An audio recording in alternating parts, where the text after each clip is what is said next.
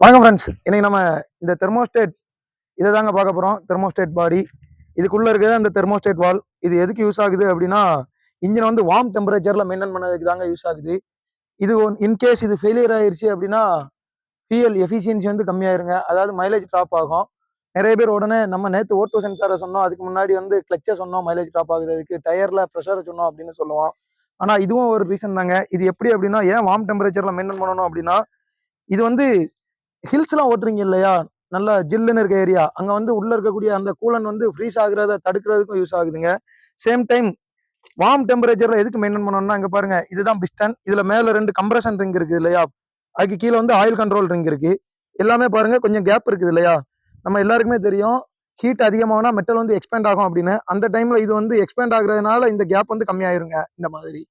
so அதனால மேலே எரியக்கூடிய அந்த கம்பஷன் சேம்பர்ல எரியுற ப்ரெஷர்